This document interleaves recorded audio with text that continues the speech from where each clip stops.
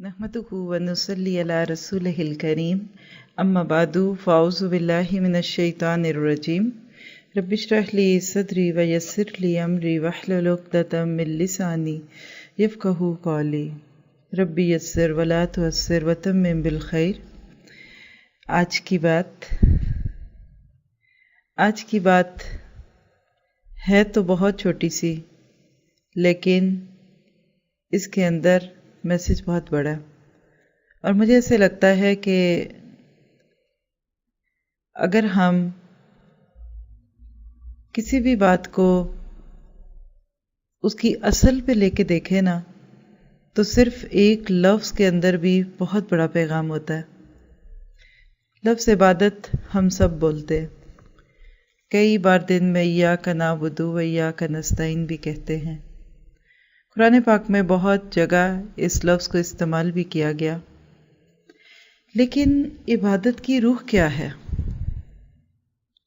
وہ سب باتیں ذہن میں ہوں گی جو لفظ عبادت کی لفظی وضاحت میں ہم کئی جگہ کہہ اور سن چکے۔ اس کا لفظی ترجمہ و محاورہ ترجمہ بھی ذہن میں آئے گا، لیکن عبادت کی روح کیا ہے؟ آپ کہہ سکتے ہیں کہ عبادت اپنی اصل حقیقت کے اعتبار سے کیا ہے؟ اصل میں جو عبادت ہے نا، یہ اپنے نہ ہونے کا احساس اور اللہ کے ہمیشہ رہنے کے احساس کا نام ہے۔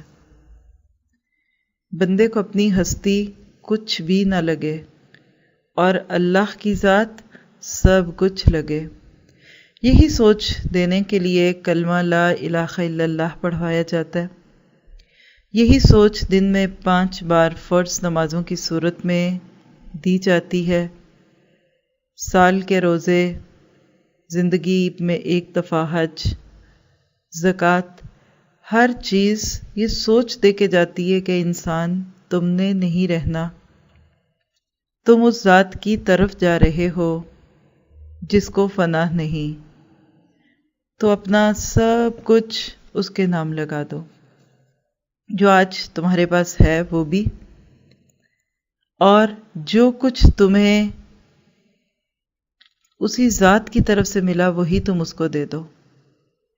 جب اس سوچ کو سامنے رکھیں گے نا، تو عبادت جائے نماز سے اٹھنے کے بعد بھی ہوگی، مسجد سے نکل کر بھی ایک انسان اپنے رب کو پائے گا، پھر ایسا شخص اپنے رب کو پاتا ہے، اور اس طریقے سے پھر وہ اپنی اصل کو پا لیتا ہے کہ ادھر ادھر نہیں دیکھ سکتا۔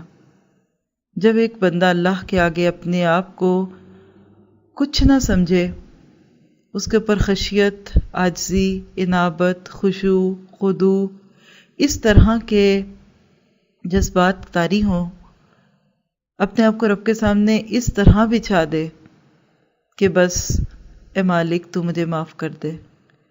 محبت اور خوف کا ملا جلا امتزاج ہے عبادت۔ پھر یہ دل کی ایک کیفیت بن جاتی ہے۔ ظاہری ایکشنز تو ہم وہی کریں گے جو اللہ کے نبی کے ذریعے سے ہمیں بتائے گئے، لیکن اصل میں دیکھیں تو عبادت دل کی کیفیت کا نام ہے۔ عجز، خوف سے انسان کانپ جائے، اللہ تعالیٰ کے سامنے کھڑے ہونے کے تصور سے آنکھوں سے آنسو بہنے لگے، اپنے بہترین جذبات اپنے رب کے نام کر دے، شوق کے ساتھ رب کی طرف لپکے، اس کے اندر ایک درد پیدا ہو، اور اس درد کی وجہ سے وہ اپنے آپ کو اللہ تعالیٰ کے سامنے اس طرح سے محسوس کرے کہ جیسے کوئی مسیحا کے سامنے کھڑا ہوتا ہے۔ پھر اللہ سے خوف نہیں آئے گا، اللہ تعالیٰ اس کے لیے کوئی ڈراؤنی چیز نہیں ہوگی، بلکہ اللہ کی ناراضگی کا ڈر ہوگا۔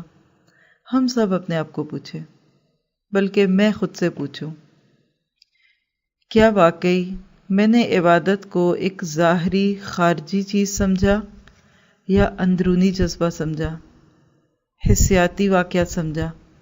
اور جب ایک بندہ اس طرح سے اپنے رب کو پا لیتا ہے تو پھر بہت زیادہ فرق نہیں ہوتا رمضان کے مہینے میں اور باقی 11 مہینوں میں۔ دوسروں کے سامنے اور دوسروں کی غیر موجودگی میں انسان میں کوئی چینج نہیں آتا، اور اسی کا نام اصل میں تقویٰ ہے۔ یہی عبادت ہے جو تقویٰ میں ڈھلتی ہے، یہی عبادت ہے، یہی سوچ احسان کے رویوں میں جھلکتی ہے۔ آج پورا دن اگر صرف ایک لفظ میں سوچتی رہوں اور وہ ہے عبادت، کیا میں حقیقت میں عبادت گزار ہوں؟ کیا میں نے عبادت کی رخ کو پا لیا؟ اور زیادہ کرنا چاہیں تو پھر آپ یہ کہہ سکتے ہیں کہ کیا میں نے ایاک نعبد و ایاک نستعین کا مفہوم پا لیا؟ اللہ تعالیٰ سے دعا ہے کہ وہ ہمیں سچا عبادت گزار بنا دے، لوگوں کی نظروں میں نہیں، اپنی نظروں میں۔ سبحان ربک رب العزت عما یصفون وسلام علی المرسلین والحمد للہ رب العالمین۔